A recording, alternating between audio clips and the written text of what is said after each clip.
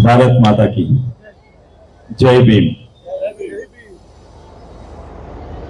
మన ఉత్సవ కమిటీ అధ్యక్షులు దాసరి రమేష్ గారు, మరి కనకమామిడి జంగయ్య గారు, మంత్రి చంద్రశేఖర్ గారు, మంగళారం శ్రీనివాస్ గారు, డేవిడ్ గారు, దయానంద్ గారు, వై శ్రీనివాస్ గారు,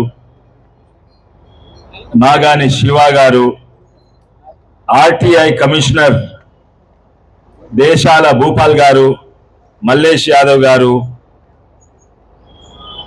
మల్లారెడ్డి గారు, మా స్థానిక కార్పొరేటర్ యువ నాయకుడు తోకల శ్రీనివాస్ రెడ్డి గారు, నరేష్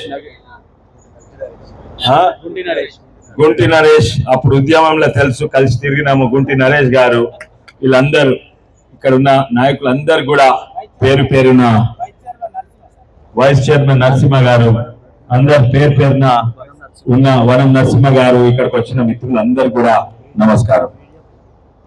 మీడియా మిత్రులు అందరు కూడా నమస్కారం. వాస్తవంగా అంబేద్కర్ గారి జయంతి రోజు నాకు మైక్ ఇచ్చి మాట్లాడమన్నారు. మొట్టమొదలు నేను రాజకీయాలకు వచ్చినాక మాట్లాడామంటే నాకు ఏం మాట్లాడనో ఒకటి తెలియదు, ఎందుకంటే అంబేద్కర్ గారి గురించి తెలియదు. కానీ వాస్తవంగా నిజంగానే నాకు అంబేద్కర్ గారి గురించి ఏమీ తెలియకుండే, చిన్న ఉన్నప్పుడు ఏమీ తెలియకుండే. ఎన్నోసార్లు స్పీచ్తో చెప్పినా, ఓసారి ఇంటి నుంచి 10 ఏళ్ళు ఉన్నప్పుడు ఇంటి నుంచి బయటికి పోయినా, మార్కెట్కి పోయినా చెప్పకుండా పోతే మా నాయన అడిగిన ఎక్కడ పోయినావు రా అంటే గటు పోయినా. గటు ఎక్కడ రా అంటే గటు ఆయన స్టాచ్యూ ఉంటుంది చూడు, గటు దిక్కు చూపెడతాడు, ఆయన స్టాచ్యూ దగ్గర పోయినా అంటే మా నాయన అన్నాడు, గటు దిక్కు చూపెట్టేటైనా కాదురా, దేశానికే దిక్కు చూపెట్టైనా అంబేద్కర్. ఎందుకంటే న్యాయవాది మా నాయన, జడ్జి ఉండే, తనకు ఖురాన్, బైబుల్, భగవద్గీత ఏంది రాజ్యాంగమే. ఆ రాజ్యాంగం రాసిన అంబేద్కర్, దేశానికి దిక్కు చూపెట్టిన ఆయన అంబేద్కర్ అని చెప్పి. అది చిన్న ఉన్నప్పుడు 14-15 ఏళ్ళు ఉన్నప్పుడు. దాని తర్వాత ఇంటర్మీడియట్ అయినా నేను ఇంజనీర్ అయిదాం అనుకున్నా. దాని తర్వాత కూడా నాకు ఉస్మానియాలో సీట్ రాలేదు. మంచి స్టూడెంట్నే, అంటే టాపర్ కాదు కానీ మంచి స్టూడెంట్నే. ఉస్మానియాలో సీట్ రాలేదు. అందరు అన్నారు, ఎందుకంటే అంబేద్కర్ వల్లనే నీకు సీట్ రాలేదన్నారు. అరే అంతకంటే ఎక్కువ నాకేం అంత హలో రీసౌండ్ వస్తుంది, రీసౌండ్ ఎక్కువ పని చేయండి. నాకు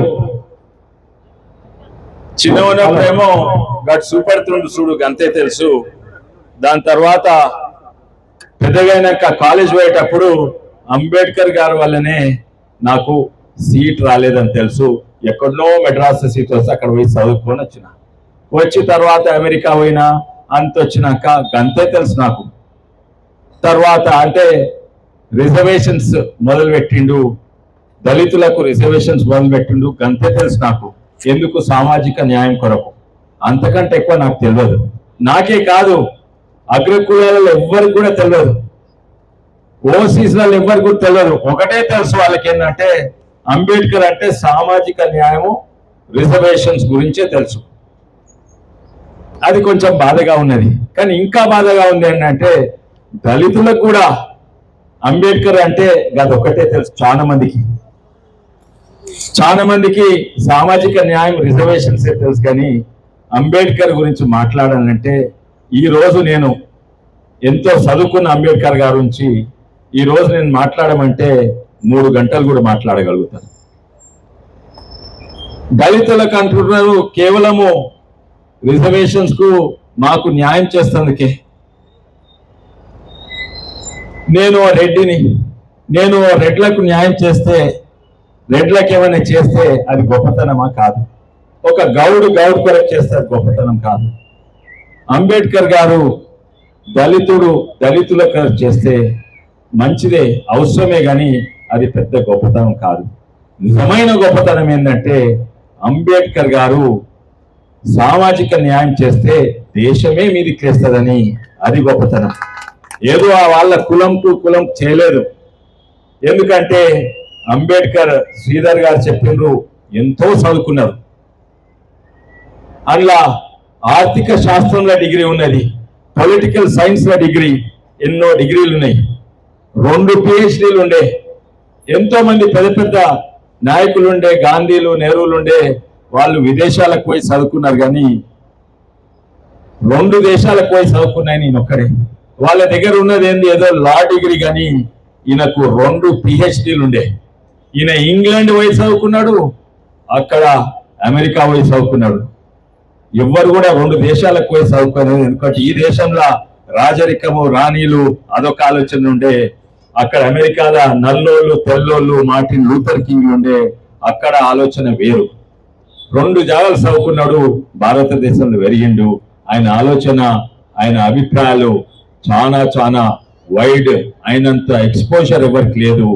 డబుల్ PhD అంటే ఏషియా ఖండంలోనే అన్నిట్లో చదువుకున్న ఆయన అంటే అంబేద్కర్ గారే. అంతకంటే చదువుకున్న ఆయన లేదు. ఆయన తోటి ఎవరైనా ఎంతో మంది పెద్ద పెద్ద నాయకులు కూర్చుంటే వాళ్ళు చిన్నగా అనిపించేది. కొంతమంది పెద్ద నాయకులు ఆయన సహించకపోయేది.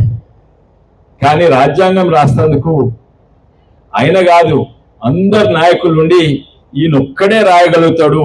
ఎందుకంటే ఈయనకు అవగాహన ఒక్క సబ్జెక్ట్ మీద కాదు, రాజ్యాంగం రాయాలంటే వివిధ సబ్జెక్టుల మీద అవగాహన ఉండాలని ఈయననే కోరుకున్నారు. ఈయననే చైర్మన్ ఉండే డ్రాఫ్టింగ్ కమిటీకి. కానీ ఈయన కేవలము రాజ్యాంగమే కాదు, ఈయనకు ఆర్థిక శాస్త్రం, భారతదేశం ముంగటు వాళ్ళంటే ఉత్త రాజకీయ స్వాతంత్రం కాదు, స్వాతంత్రం ప్రతి ఒక్కరికి, అవకాశం ప్రతి ఒక్కరికి ఉండాలి.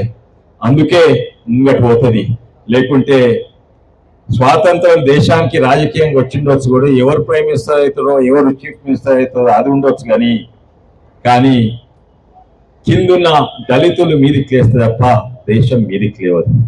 ఆయన ఆలోచన ఏమందంటే, ఆర్థిక శాస్త్రం గురించే మాట్లాడుతున్నా నేను సామాజిక న్యాయం గురించి మాట్లాడలేను. ఆర్థిక శాస్త్రంలో ఆయన ఇవన్నీ నేను ఎక్కడ నేర్చుకున్నా అంటే, నరేంద్ర జాదవ్ అని అంబేద్కర్ గారి మీద 40 పుస్తకాలు రాసిండు. అందులో 20 పుస్తకాలు నాకు పంపిండు. ఆయన రాజ్యసభ మెంబర్ ఉండే, ఆయన పూనా యూనివర్సిటీ వైస్ ఛాన్సలర్ ఉండే, ఆయన రిజర్వ్ బ్యాంక్ లో డైరెక్టర్ ఉండే.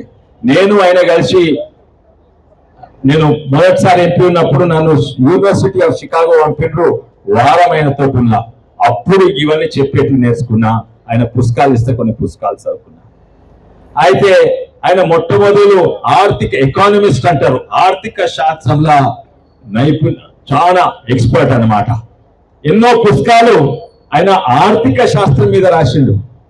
అయితే ఆర్థిక శాస్త్రం మీద తర్వాత ఆయనకేం అవార్డ్స్ రాలేదు, కానీ ఆయనను కాపీ కొట్టి వేరే వాళ్ళు రాస్తే వాళ్ళకి అవార్డ్స్ వచ్చినాయి, నోబెల్ ప్రైజ్ కూడా వచ్చింది. ఆర్థిక శాస్త్రం ఏంటంటే, సింపుల్ గా చెప్పాలంటే, ఒక 5 ఇటుకలు ఉన్నాయనుకోండి, మీ ఇటుకను లేస్తే అది ఒక్కటే లేస్తుంది. కానీ కింది ఇటుకలు లేస్తే మీదున్న 5 ఇటుకలు లేస్తాయి, దేశం మొత్తం లేస్తుంది. అందుకే కిందోళ్లను మీదికి లేపాలి. అంటే ఇది సామాజిక న్యాయం అవసరమే, కానీ దీని కొరకు లేస్తే మొత్తం దేశం లేస్తుంది, ఆర్థికంగా లేస్తుంది. దాన్నే మేము అంతోదే అంటాం. అంటే కిందికున్న మనిషిని మీదికి లేస్తే వాళ్ళ మీదున్న సమాజాలు అన్ని లేస్తాయి. నాకు తెలుసు దళితులకు ఎంత లాభమైందో నాకు తెలియదు, కానీ అంబేద్కర్ వల్ల కొంతమందికి లాభమైంది. అందరికి లాభమైందా, అందరికి మంచిగా అమలైందా అంబేద్కర్ ఆశయాలు నాకు తెలియదు. కానీ ఒక్కటి మాత్రం తెలుసు, ఒక ఇండస్ట్రియలిస్ట్, ఒక వ్యాపార వ్యక్తి ఒక ఇండస్ట్రీ పెట్టిన, ఒక సబ్బు ఇండస్ట్రీ పెట్టిండు, ఆయన అయితే చాలా ధనవంతుడు. ఇంకో ఆయన మోటార్ సైకిల్ ఇండస్ట్రీ పెట్టిండు, ఆయన చాలా ధనవంతుడైండు. వాళ్ళు దళితులు కాదు, వాళ్ళు వేరే కులాల వాళ్ళు. ఇంకొక ఆయన సెల్ ఫోన్ల ఫ్యాక్టరీ పెట్టిండు, సునీల్ మిట్టల్, వీళ్ళందరూ వాళ్ళు విపరీతంగా ధనవంతులైనరు. ఎందుకంటే ఈ రోజు ఆ దళితులు, ఆ కిందున్నోళ్ళు వాళ్ళ జేబుల పైసలు ఉంటే, వాళ్ళు సబ్బు కొంటే, వాళ్ళు బట్టలు కొంటే, వాళ్ళు మోటార్ సైకిల్ కొంటే, వాళ్ళు సెల్ ఫోన్ కొంటే లాభం ఎవరికైంది? వీళ్ళకైంది. కానీ ఆ పెద్ద ఇండస్ట్రియలిస్ట్ కూడా అయింది, పెద్ద ఇండస్ట్రియలిస్ట్ కూడా అయింది. అయితే ఆర్థికంగా కిందోని మీదికి ఎత్తే, ధనము కిందికి పోతే దేశానికి అంత లాభం అవుతుంది, మీదున్న వాళ్ళందరూ కూడా. అది ఆర్థిక శాస్త్రం ప్రకారంగా సామాజిక న్యాయం ఉండాలి. దానివల్ల కేవలం దళితులకే లాభం కాదు, కేవలం దళితులకే లాభం, అన్ని కులాలకు లాభం. అది వారి థియరీ అన్నమాట. దీని తర్వాత అమర్త్య సేన్ దీని మీదే పుస్తకం రాస్తే ఆయనకు నోబెల్ ప్రైజ్ దొరికింది.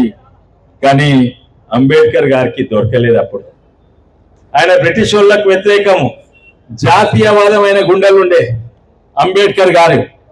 ఇది చేసింది కేవలం దళితుల కొరకు కాదు, దేశానికి కొరకు చేసిండు. ఇవి చేసినాయన్ని కూడా ఎంత ఎక్స్పర్ట్ ఉండే అంటే ఆయనకు ఆ కాలంలో, ఇప్పుడు రూపాయి డాలర్లు ట్రంప్ తోటి కొట్లాడుతున్నాం, కానీ ఆ కాలంలో కూడా రూపాయికి విలువ ఉండాలి అంటే మనం ఆర్బీఐ కావాలి, రిజర్వ్ బ్యాంక్ ఆఫ్ ఇండియా.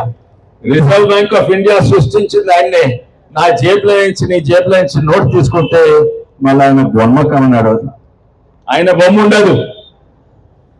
కానీ ఆయన సృష్టించింది రిజర్వ్ బ్యాంక్ ఆయన్నే. ఏ నోట్లలో కూడా ఆయన బొమ్మ ఉండదు. ఎందుకో తెలియదు నాకు, ఏ ప్రభుత్వాలు ఎందుకు అట్లా చేసినో తెలియదు. కానీ అదే కాక ఇప్పుడు కృష్ణా గోదావరి నీళ్ళ యుద్ధం అవుతుంది. అప్పుడే చెప్పిండు, ఆలోచించిండు, ఇటువంటి యుద్ధాలు రాష్ట్రాల మీద అయితే, రాష్ట్రాలలో అయితే, ఒక రాష్ట్రం ఇంకో రాష్ట్రము, ఆంధ్ర తెలంగాణకో దేనికో మహారాష్ట్రకు అయితే, అందుకే సిడబ్ల్యూసి ఉండాలని, అంటే సెంటర్ వాటర్ కమిషన్ ఉండాలని ఆయననే సృష్టించారు. Central water commission. Electricity board, ప్రతి రాష్ట్రంలో ఎలక్ట్రిసిటీ బోర్డు ఉండాలి. ఎందుకంటే అభివృద్ధి కొరకు కరెంట్ ఇంపార్టెంట్ అని ఎలక్ట్రిసిటీ బోర్డు సృష్టించుడే కాక, డిస్కాంలో కాక ఆయన ఏమన్నాడంటే, ఈ ఎలక్ట్రిసిటీ మొత్తం సెంట్రల్ కంట్రోల్ ఉండాలి. ఎందుకంటే కొన్ని రాష్ట్రాల ఉత్పత్తి, కరెంట్ ఉత్పత్తి ఎక్కువ అవుతుంది, అవసరాలు తక్కువ. కొన్ని దగ్గర అవసరాలు ఎక్కువ, ఉత్పత్తి తక్కువ అవుతుంది. సెంట్రల్ కంట్రోల్ ఉండాలని తర్వాత మొన్న ఎలక్ట్రిసిటీ అమెండ్మెంట్ యాక్ట్ తీసుకొస్తానికి ప్రయత్నం చేసింది. సో ఇవన్నీ కేవలం మనందరికి తెలుసు. మీకు మాకు తెలిసింది ఏంటంటే, మొన్నటి వరకు అంబేద్కర్ అంటే సామాజిక న్యాయం, రిజర్వేషన్స్, ఇవన్నీ కూడా చాలా చాలా ముఖ్యం. మొట్టమొదలు ఆయనకు దేశం మీద ప్రేమ ఉండే, ఆయన జాతీయవాది. అది ముఖ్యంగా మనం తెలుసుకోవాలి. ఆయన కులం కొరకు చేసుకున్నది కాదు, చేసిందంతా దేశం కొరకు. దేశాలల్లో వెనుకబడిన వాళ్ళు ఉన్నారు, దేశాలల్లో దళితులు ఉన్నారు, దేశాలలో ఎదిగిన వాళ్ళు ఉన్నారు. వీళ్ళందరినీ కూడా దగ్గర తీసుకోవాలి, అందరికి కూడా గౌరవం ఉండాలని దేశానికి కొరకు, అన్ని కులాల కొరకు చేసింది. కానీ ఆయన పడ్డ అవమానాలు, నేను అనుకుంటా భారతదేశంలో ఏ నాయకుడు కూడా అవమాన పడలేదు. చెప్తుంటే ఎంతో మంది, ఇంతకుముందు ఎవరో అన్నారు, ఆయన చిన్న ఉన్నప్పుడు, మీకంటే ముందు మాట్లాడినాను, చిన్న ఉన్నప్పుడు అన్నారు ఏంటంటే, ఎన్నో అవమానాలు, ఎంటికలు క్షౌరం చేసుకుంటేందుకు విద్యార్థి దశ నుంచి కాదు, అంతకంటే ఎక్కువ అవమానాలు చిన్న ఉన్నప్పుడు కాదు, పెద్దగా అయినాక పడ్డాడు. ఎన్ని అవమానాలు పడ్డా అంటే, అవమానాలు ఎవరు చేసిందంటే మన నాయకులే, గొప్ప నాయకులే ఆయన అవమానం చేసి. మొట్టమొదలు నాకే ఆయన గురించి తెలియదు. నేను స్కూల్లో గాంధీ, నెహ్రూల గురించి చదువుకున్నా, అక్బర్, ఔరంగజేబ్ గురించి చదువుకున్నా, షాజహాన్ గురించి చదువుకున్నా, కానీ అంబేద్కర్ గురించి నేను చదువుకోలేదు. నా పుస్తకాలలోనే లేకుండే. తప్పు నాది కాదు, చిన్న ఉన్నప్పుడు గట్టు ఉన్నట్టు చూడు, గట్టు చూపెడుతున్నా అని. తప్పు నాది కాదు. నాకు రిజర్వేషన్స్ వల్లనే దొరకలేదు నేను అనుకుంటే తప్పు నాది కాదు. ఎందుకంటే గంతే తెలుసు నాకు, నేను చదువుకోలేదు. ఆయన గురించి ఆయనను మర్చిపోవాలని, కానీ ఉల్టా అయింది. ఇప్పుడు ప్రతి ఊర్లో ఆయన విగ్రహం ఉన్నది. ఆయనను మర్చిపోవాలని ఎంతో ప్రయత్నం చేసింది. కానీ ఒక గొప్పతనం ఏంటంటే, మన ప్రజలలో ఎంత మర్చిపోవాలని ప్రయత్నం చేసినా మన వాళ్ళు ఆయన గురించి, ఆయన ఆలోచన ఎవరు కూడా మర్చిపోలేదు. అందుకే ఈరోజు మనం ఇక్కడ పూలదండేసి బాబాసాహెబ్ అంబేద్కర్ అమర్ హై అంటాం. కానీ ఇంకెన్నో ఉన్నాయి ఆయన చేసినాయి. ఆయన ఎన్నో వాటికి వ్యతిరేకంగా ఉండే, ఎన్నో వాటికి ప్రోత్సహించాలి అని అన్నాడు. ఆయన ఆలోచన ఏంటంటే అభివృద్ధి కొరకు, దేశ ఐక్యత కొరకు ఎన్నో చేయాలి. మనం దేశము మంచిగా ఉండాలి, దేశం ఐక్యత ఉండాలంటే మనము ఎన్నో మతాలకు చెందిన వాళ్ళము. ఎన్నో మతాలు ఉన్నాయి. జైన్లు, సిక్కులు, హిందువులు, ముస్లిమ్స్, క్రిస్టియన్స్ అందరు ఉన్నారు. ఆ మతం ఎక్కడ ఉండాలి? మన మనసులు ఉండాలి, మన గుండెలు ఉండాలి. ఆ మతం మన చర్చ్లా, మస్జిద్లా, లేకుంటే గుడిలు ఉండాలి. కానీ బయటికి వచ్చినోడు రోడ్ మీద తిరిగినప్పుడు అందరూ సమానము, అందరూ ఒకటే అని ఉండాలి. తప్పనిసరిగా అందరూ ఒకటే అని ఆ ఆలోచన ఉండాలి అని తను ఏమన్నాడంటే, చట్టాలందరికి ఒకటే అని. హిందూకో చట్టము, ముస్లింకో చట్టము, క్రిస్టియన్కో చట్టం ఉండద్దు. యూసిసి అంటే uniform civil code. Uniform civil code ఉండాలి. ప్రతి ఒక్కరికి ఒక్కొక్క చట్టం ఉంటుందా? దానికి యూనిఫామ్ సివిల్ కోడ్ ఉండాలని. అదే కాక తను ఈరోజు తెలంగాణ వచ్చిందంటే అయిన వాళ్ళనే, చిన్న రాష్ట్రాలు ఉంటేనే దేశం అభివృద్ధి అవుతుంది. చిన్న రాష్ట్రాలకు అనుకూలం ఉన్నది ఆయన్నే, చిన్న రాష్ట్రాలకు అనుకున్నది ఆయన్నే. అదే కాక మహిళలను అభివృద్ధి కొరకు ఆయన పోరాడిండు. మహిళలకు అవకాశం గురించి ఆయన పోరాడిండు. ఇప్పుడు దాని తర్వాత సిఏఏ అంటే సిటిజన్షిప్ అమెండ్మెంట్ యాక్ట్. వీటన్నిటికి ఎంతో మంది పార్టీలు వ్యతిరేకము, యూసీసీకి వ్యతిరేకము. ఎన్నో మంది పార్టీలు ముస్లింకో చట్టం ఉండాలి, హిందూకో చట్టం ఉండాలి అని ఉన్నది ఎన్నో పార్టీలు. కానీ సిఏఏ కూడా వ్యతిరేకం. సిఏఏ కంటే ముందు సిటిజన్షిప్ అమెండ్మెంట్ యాక్ట్ 1955 ఉండే, అంతకంటే ముందు పర్మిట్ ఉండే. అంటే బంగ్లాదేశ్ లో లేకపోతే పాకిస్తాన్ వాళ్ళు ఇక్కడ రావాలంటే పర్మిట్ సిస్టమ్ ఉండే. అదేంటంటే అప్పుడు ఏమైంది, పార్టీషన్ అయినప్పుడు అక్కడ హిందూస్ అందరు ఇక్కడికి వచ్చిండ్రు.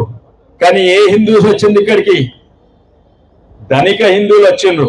ఎందుకంటే వాళ్ళకు వస్తందుకు బండ్లు కట్టుకొని వస్తందుకు, కార్లు వస్తందుకు, బండ్లు కట్టుకొని వస్తందుకు, ట్రైన్లు వస్తందుకు పైసలు ఉండే.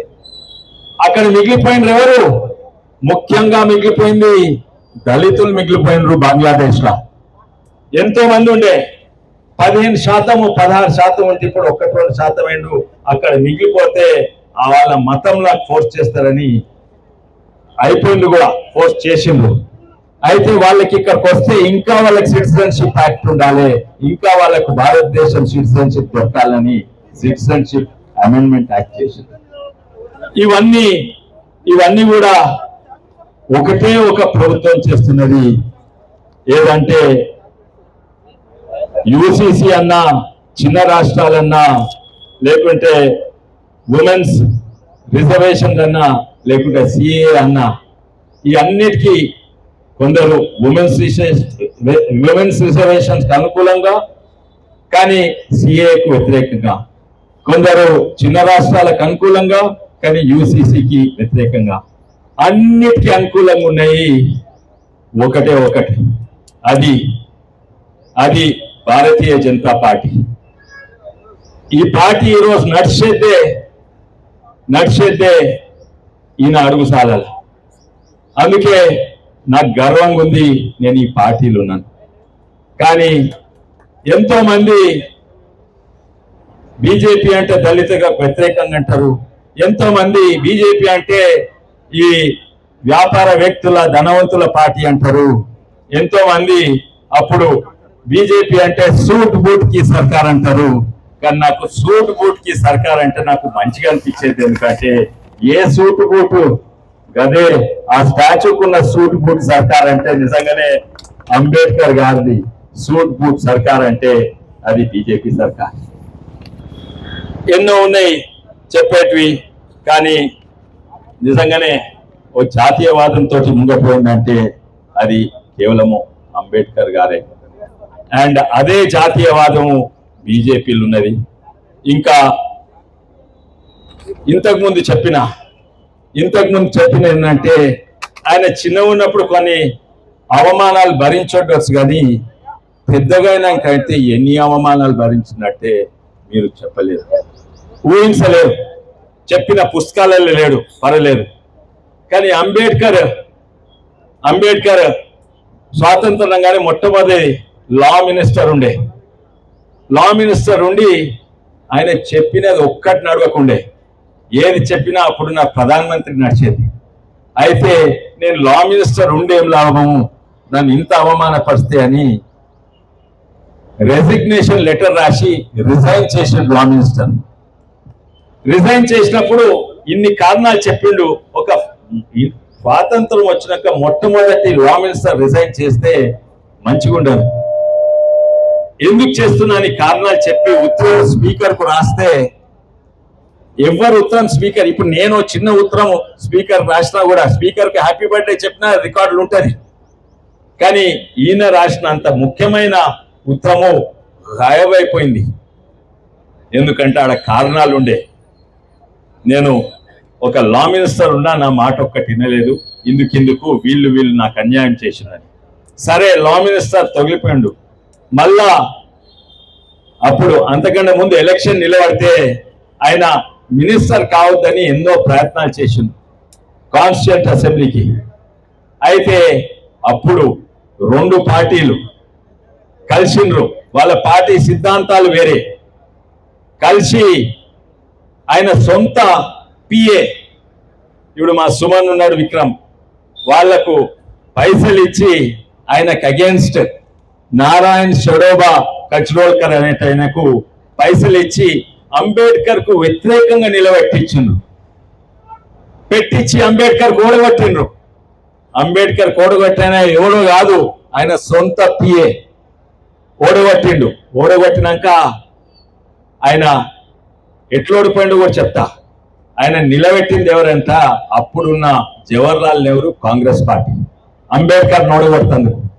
కానీ ఆయనతో కూడా సాధ్యం కాకుంటే వాళ్ళ సిద్ధాంతము కమ్యూనిస్ట్ సిద్ధాంతం వ్యతిరేకంగా అయినా కమ్యూనిస్ట్ పార్టీ ఇంకా కాంగ్రెస్ పార్టీ కలిసి ఆయన నిలబెట్టి పైసలు ఇచ్చి ప్రచారం చేసింది, ఓడగొట్టింది రెండు పార్టీలు.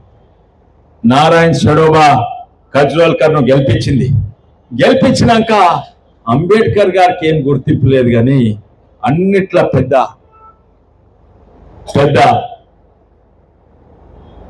గుర్తింపు ఏంటంటే పద్మ విభూషణ్. ఓడగొట్టినైనకు పద్మ విభూషణ్ ఇచ్చిండు, కానీ అంబేద్కర్ కు గుర్తింపే లేకుండా చేసింది. అవమానమా? తర్వాత వాజ్పేయి గారు బీజేపీ ప్రభుత్వంలో భారత రత్న ఇచ్చిండ్రు, అది బీజేపీ ప్రభుత్వం. కానీ వీళ్ళిద్దరు ఓడగొట్టినైనాను పద్మభూషణ్ ఇచ్చింది. ఇదే కాదు, చిన్నవి నేను చెప్పిన వారం ఉంటేని ఎవరితోటి, నేను వారం యూనివర్సిటీ ఆఫ్ షికాగోలో ఎవరితోటి ఉంటేని, జాదవ్ గారితో. జాదవ్ గారు ఇంకా శైలజా కుమారి గొప్ప నాయకురాలు, యువ నాయకురాలు, కాంగ్రెస్ పార్టీలో దళిత నాయకురాలు, కొంతమందికి తెలుసు.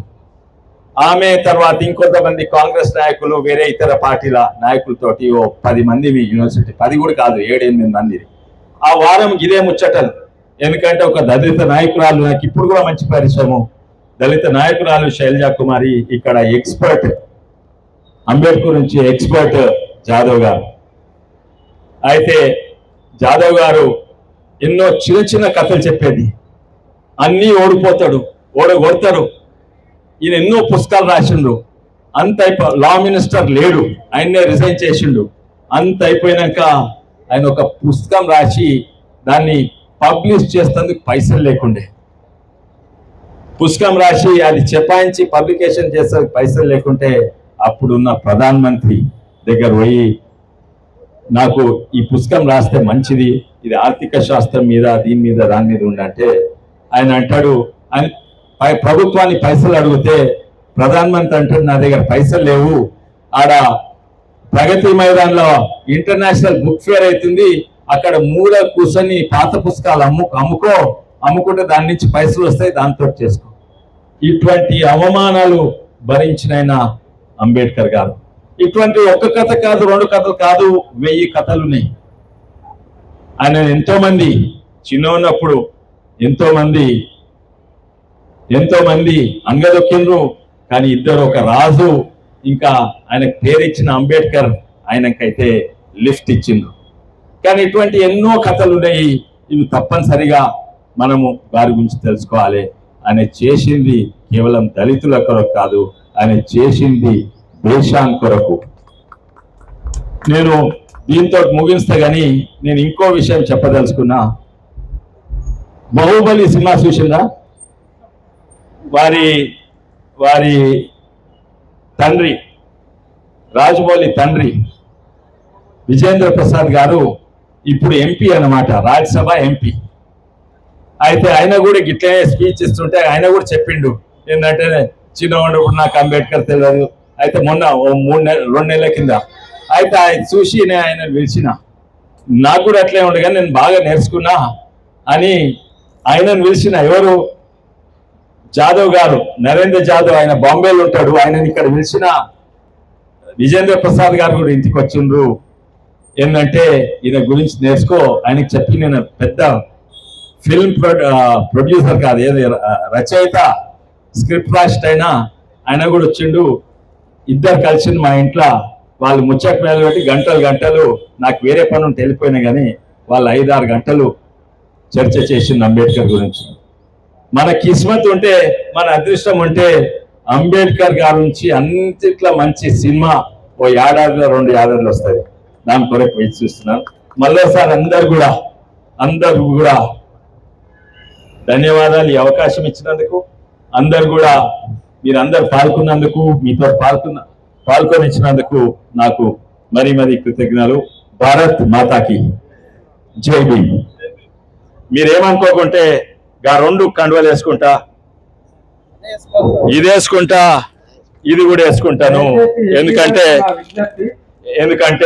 2 కూడా వేసుకుంటా.